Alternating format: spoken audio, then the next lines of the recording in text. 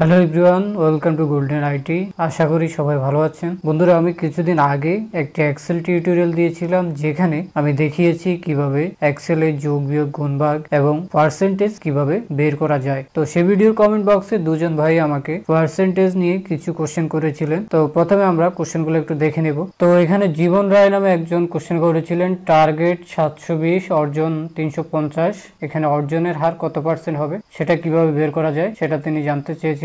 আরেকজন হচ্ছেন মাসুদ রানা ভাই, উনি জানতে চেয়েছিলেন কিভাবে বিয়োগ পার্সেন্টেজ বের করা যায়। যেমন তিনি এখানে দিয়েছিলেন 325 বিয়োগ 5%, এটা কিভাবে বের করবেন সেই সম্বন্ধে তিনি জানতে চেয়েছিলেন। তো কোশ্চেন করার জন্য তাদেরকে অসংখ্য ধন্যবাদ জানাই এবং আজকে আমি তাদের কোশ্চেনের সমাধান এক্সেলে করে দেখাবো। আশা করি এতে আপনারাও উপকৃত হবেন। তো চলুন শুরু করা যাক। তো স্ক্রিনে এসে আমরা বরাবরের মতো একটি নতুন এক্সেল ক্রিয়েট করে নেব এখান থেকে। তারপর এক্সেলটি ওপেন করলাম। তো এখানে এই অংশটুকু সিলেক্ট করে আমি এখানে ফন্টটা শুটুনিয়ামজে দিয়ে দেব, কারণ হচ্ছে আজকে আমরা সম্পূর্ণ লেখাগুলো বাংলাতে লিখব। তো সেজন্য আমরা এই অংশটুকু সিলেক্ট করে শুটুনিয়ামজে ফন্ট দিয়ে দিলাম। এই অংশটুকুকে আমি মার্জিন সেন্টার করব, করে এখানে একটি হেডলাইন দিয়ে দিচ্ছি।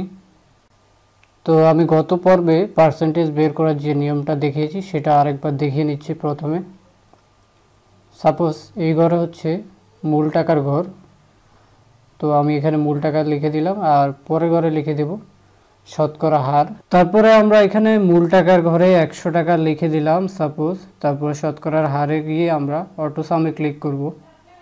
অটো সামে ক্লিক করার পর এখানে মূল টাকার ঘরে ক্লিক করলাম, তারপর গুণ চিহ্ন দিলাম আমি। তারপরে সাপোজ আমরা 10% বের করব, তো 10 লিখে দিলাম, তারপরে পার্সেন্টেজের চিহ্ন দিলাম। এখন এন্টার বাটন চাপবো। তো এন্টার বাটন চাপার পরে দেখতে পাচ্ছেন আপনারা এখানে 100 টাকার 10% 10 টাকা চলে আসছে। তো তারপরে আমরা যদি এই কর্নার ধরে এইভাবে টেনে দেই তাহলে এই কয়টা ঘরে ফর্মুলাটি অ্যাপ্লাই হয়ে গেল।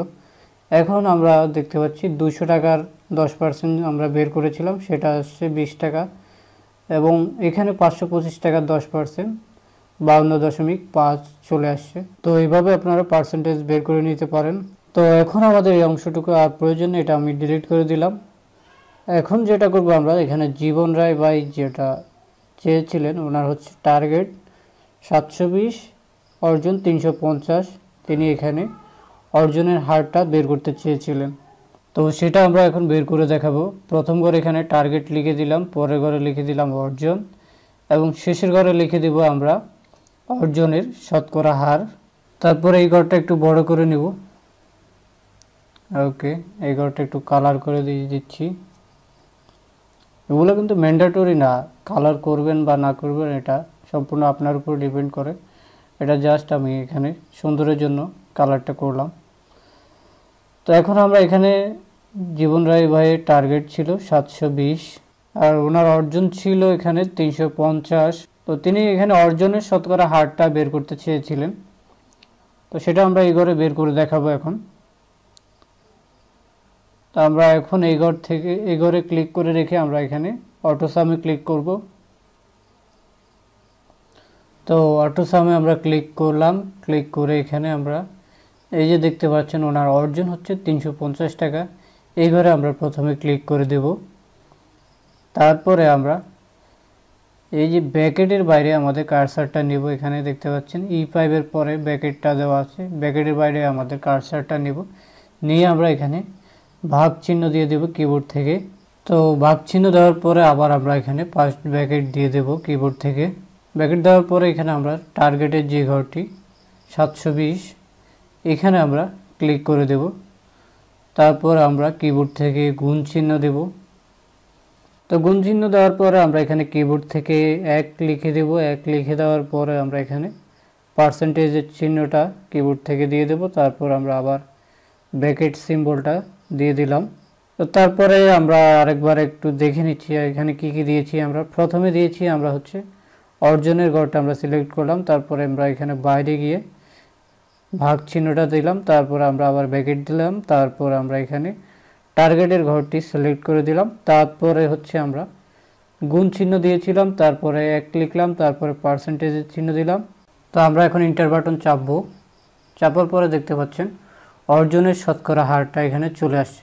তো আপনারা এখানে দেখতে পাচ্ছেন দশমিকের পরে অনেকগুলো সংখ্যা এখানে দেখা যাচ্ছে। তো দশমিকের পরে যে সংখ্যাগুলো সেগুলো কমানোর জন্য আমরা এই অপশনটি ব্যবহার করব। এখানে মাত্র আমরা একটি সংখ্যা রাখবো, অর্থাৎ দশমিকের পরে আমরা একটি সংখ্যা রাখবো এখানে, বাকিগুলো এখান থেকে ডিলিট করে দিলাম। তো এখন আমরা এই কর্নার ধরে যদি এভাবে টেনে দেই, যত ঘর পর্যন্ত টেনে দিব তত ঘর পর্যন্ত আমার এই ফর্মুলাটা অ্যাপ্লাই হয়ে গেল।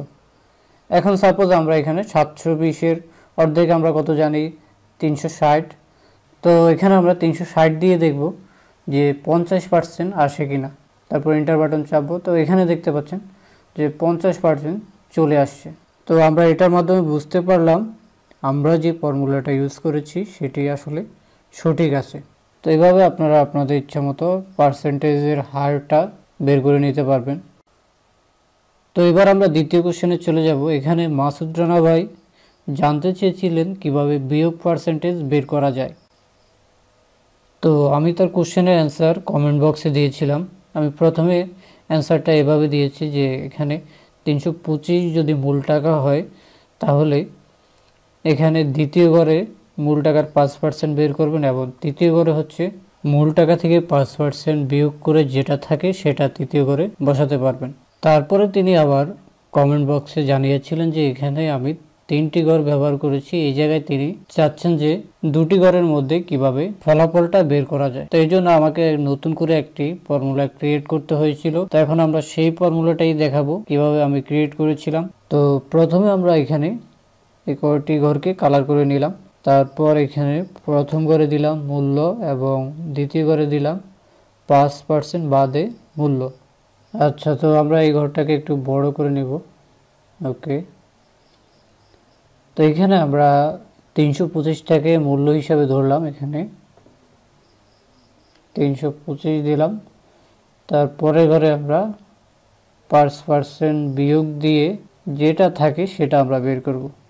তো আমরা এখানে অটো সামে ক্লিক করলাম, তারপরে এখানে 325-এর মধ্যে ক্লিক করলাম, তারপর আমরা বিয়োগ চিহ্ন দেব, তারপর আবার আমরা 325-এ ক্লিক করলাম, তারপর আমরা গুণ চিহ্ন দেব এখানে।